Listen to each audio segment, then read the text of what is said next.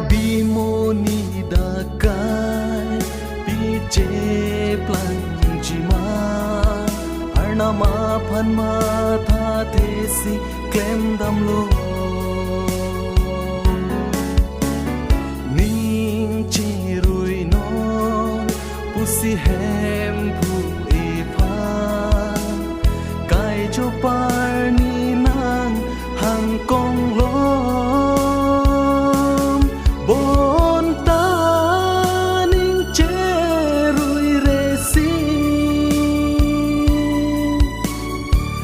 ganing ke hang klem bom la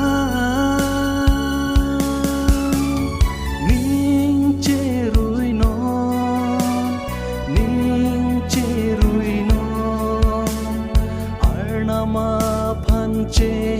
ho dai non ning che rui non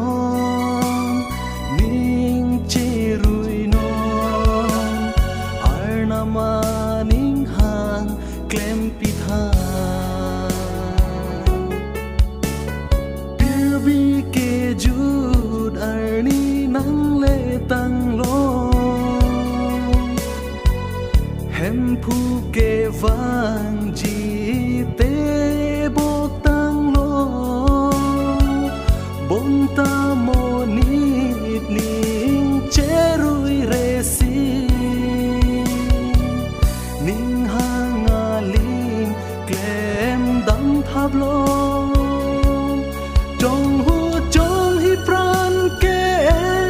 be sa ka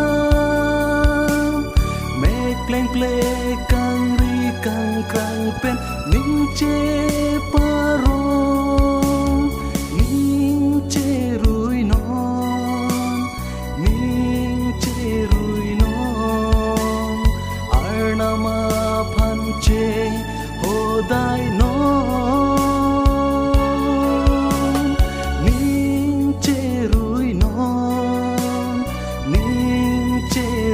non arnama ning hang klem pitha moki judarni radowan pangrum si theke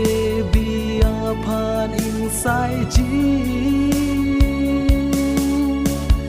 moki judarni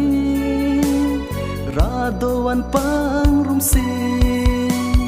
ke theke bia phan insai ji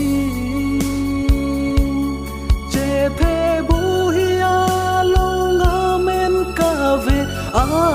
tuma ta lo a long var chui ji